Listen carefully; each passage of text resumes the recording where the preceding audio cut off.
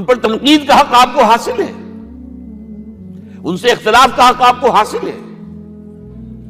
وہ حاکم مطلق نہیں ہے، وہ عامل نہیں ہے. آپ کو معلوم ہے کہ حضرت عمر پر ان کے کرتے کے اعتبار سے جو ہے وہ تنقید ہو گئی تھی. تنقید کرنے والا کون تھا؟ سلمان فارسی رضی اللہ تعالی عنہ، جن کے بارے میں حضور نے فرمایا سلمانو منا اہل البیت، یہ تو ہمارے اہل بیت میں سے ہے. اتنا قریب تھا. حضور حضرت عمر خطبہ دے رہے ہیں اور وہ کہتے ہیں کھڑے ہو کر لا سمع ولا طاعہ، نہ سنیں گے نہ اطاعت کریں گے. کلمہ بغاوت ہے. تو کوئی ناگواری کا احساس نہیں. مجمع عام میں بات ہو رہی ہے. کیوں کیا بات ہے؟ یہ جو کرتا آپ نے پہنا ہے یہ ان یمنی چادروں سے بنا ہے جو مال غنیمت میں آئی تھی، اور جتنی ٹکڑا جو ہے ہر مسلمان کو ملا اس سے کرتا نہیں بنتا، اور آپ ہے بھی طویل القامت، آپ کا کرتا کیسے بن گیا؟ فرماتے ہیں عبداللہ سے، اپنے بیٹے سے، عبداللہ ابن عمر رضی اللہ تعالیٰ عنہ، عبداللہ تم وضاحت کر دو. وہ کھڑے ہو کے کہتے ہیں نہ میرا کرتا بن رہا تھا نہ ابا جان کا، میں نے اپنے حصے کا کپڑا ابا جان کو دیا ہے، اس سے یہ کرتا بنا. الآن نسمع ونطیع، بس اب اس کے بعد آپ فرمائیے، آپ جو کہیں گے سنیں گے اور اطاعت کریں گے. یہ متوازن نظام، نہ ڈکٹیٹریت ہے کہ کوئی بول نہیں سکتا. تم اور حاکم وقت پر تنقید کر رہے ہو اور بربرا کر رہے ہو. ایک عورت پکڑ لیتی ہے حضرت عمر کو رضی اللہ تعالی عنہ. حضرت عمر نے آرڈیننس نافذ کر دیا تھا کہ اتنے سے زیادہ، اتنی رقم سے زیادہ مہر نہیں رکھا جا سکتا. کہ عمر تم کون ہوتے ہو ہمارے حق کے اوپر پابندی لگانے والے؟ جب قرآن میں ہے وَآتَيْتُمْ إِحْدَاهُنَّ قِنْطَارًا، چاہے تم نے اپنی کسی بیوی کو ڈھیروں سونا دیا ہو تب بھی طلاق کی شکل میں واپس نہیں دے سکتے. قرآن قنطار کہہ رہا ہے، آپ کون ہیں روکنے والے؟ اور حضرت عمر فرماتے ہیں آج ایک عورت نے عمر کو دین سکھایا، آرڈیننس واپس. اسی طریقے کا معاملہ حضرت عمر کا یہ اجتہاد تھا کہ یہ جو زمینیں اتنی بڑی بڑی جو ہے، سواد، عراق، ایران، مصر سب فتح ہو گئے، چند ہزار صحابہ. اب مطالبہ یہ تھا کہ یہ مال غنیمت ہمارے اندر تقسیم کر دیجیے. جیسے حضور نے غزوہ خیبر میں جو زمینیں تھیں یہودیوں کی وہ مجاہدین میں تقسیم کر دی تھی. دلیل موجود، دلیل بھی سنت رسول سے ہے صلی اللہ علیہ وسلم. حضرت عمر کی حکمت کچھ اور کہہ رہی ہے. یہ بات تو میں اپنے انداز سے کہہ رہا ہوں کہ اگر ایسا ہو گیا تو تاریخ انسانی کی سب سے بڑی جاگیرداری قائم ہو جائے گی. کتنے بڑے بڑے رقبے جو ہے صحابہ کو مل جائے گا.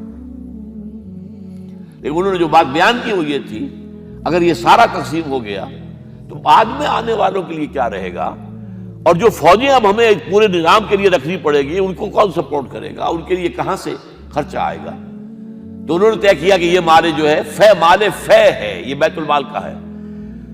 جو مال غنیمت ہے وہ صرف وہ ہوگا جو عین محاذ پر حاصل ہوا ہے.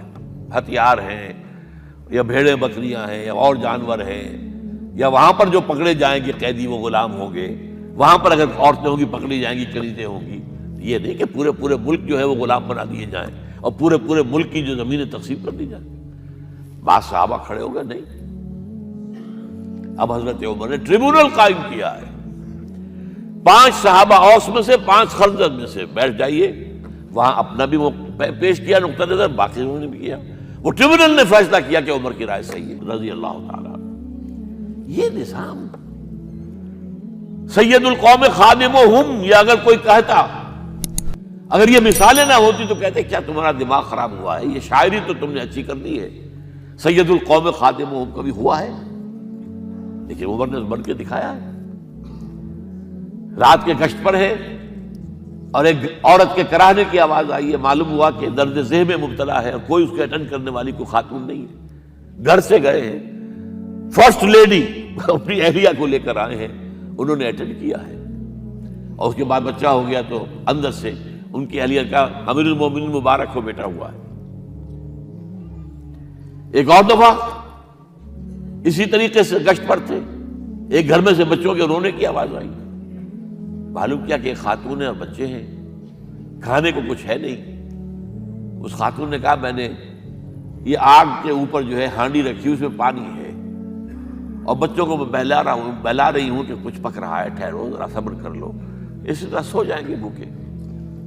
کانپ گئے حضرت عمر، گئے بیت المال سے اور بوری گندم کی لے کر اپنے کندھے پر، اپنے غلام سے کہا میرے کندھے پر رکھا، اس نے کہا میں لے چلتا ہوں حضور۔ نہیں، قیامت کے دن تم میرا بوجھ نہیں اٹھا سکو گے۔ اور وہ اپنے کندھے پر لاد کر لائے ہیں اور وہاں کھانا تیار کروایا، بچوں کو کھلایا ہے۔ یہ نظام، یہ ہے رحمت للعالمینی کا مظہر۔ یہ جان لیجئے سیرت محمدی صلی اللہ علیہ وسلم کے جب آپ مطالعہ کرتے ہیں کہ وہ سارا انقلابی جدوجہد کا دور ہے، اس میں ابھی نظام کی جو خوبیاں ہیں وہ پورے طور پر سامنے نہیں آئی تھی۔ ابو بکر صدیق رضی اللہ تعالیٰ عنہ کا دور خلافت جو ہے وہ بھی کاؤنٹر ریولوشنری موومنٹس کو ختم کرنے میں صرف ہو گیا ہے، جسے انگریزی میں کہتے ہیں للی ان بلوم، نظام اسلام۔ اسلام کا نظام عدل اجتماعی جو ہے ایک کھلے ہوئے پھول کی طرح نظر آئے گا حضرت عمر رضی اللہ تعالیٰ عنہ کے دور خلافت میں۔ مساوات کا اندازہ آپ کر سکتے؟ کوئی خلیفہ وقت سفر کر رہا ہے بیت المقدس کا، کتنے کئی سو میل، میرے کم سے کم 500 میل تو ہوگا مدینے سے بیت المقدس۔ ایک اونٹنی ہے، ایک خادم ساتھ ہے، اسی اونٹنی کے اوپر راشن بھی ہے راستے کا، لہذا ایک وقت میں ایک آدمی سوار ہو سکتا ہے، دو نہیں۔ ایک منزل خلیفہ اوپر بیٹھے ہیں اور خادم آگے چل رہا ہے نکیل پکڑ کر، ایک اگلی منزل میں خادم اوپر بیٹھا ہے اور خلیفہ آگے جو ہے نکیل پکڑ کر چل رہا ہے۔ جب آخری منزل آئی تو وہ خادم کی باری تھی اوپر بیٹھنے کی، اس نے ہاتھ جوڑ دیے کہ خدا کے لیے لوگ کیا کہیں گے، مجھے کہیں گے تمہاری یہ جرت۔ فرمایا نہیں، الدور دورک، نہیں، یہ تو حساب کا معاملہ ہے، میتھمیٹکس کا معاملہ ہے، یہ تمہاری باری ہے، بیٹھو۔ یہ بلندیاں، یہ عظمتیں، یہ عدل، یہ انصاف، اور پھر یہ کہ بوریا نشین، کوئی محل نہیں۔ ایک آیا ایرانی مدینے میں چکر لگایا، کوئی انہیں محل نظر نہیں آیا، اسے پوچھا ہے اینا ملککم، تمہارا بادشاہ کہاں ہے؟ جواب دیا گیا لیس لنا ملک بلنا امیر، ہمارا کوئی ملک نہیں ہے، بادشاہ نہیں ہے، ہمارا امیر ہے۔ کہاں ہے تمہارا امیر بھائی؟ وہ بیت المال کے کچھ اونٹ گم ہو گئے تھے، سب تلاش کر چکے، نہیں ملا، ہمارا خلیفہ خود گیا ہے۔ کسی کو ساتھ لے کر گیا ہوگا آئیڈینٹیفیکیشن کے لیے، تو دیکھا دوپہر ہو گئی تھی، دھوپ تیز ہو گئی تھی، حضرت عمر اپنے درے کو اپنے گردن کے نیچے رکھ کر ایک درخت کی چھاؤں میں آرام کر رہے تھے۔ نہ کوئی باڈی گارڈ ہے، نہ کوئی محافظ ہے۔ انہیں وہی کھڑے ہو کر کہا اے عمر، تم انصاف کرتے ہو تو تمہیں کوئی ڈر نہیں ہے، اور ہمارے بادشاہ خون پیتے ہیں لوگوں کا، وہ کانپتے رہتے ہیں، انہیں اونچی اونچی فصیلیں چاہیے، بڑے بڑے فوجی چاہیے، انہیں تو بہت اسکواڈز چاہیے کہ جو ان کی حفاظت کریں۔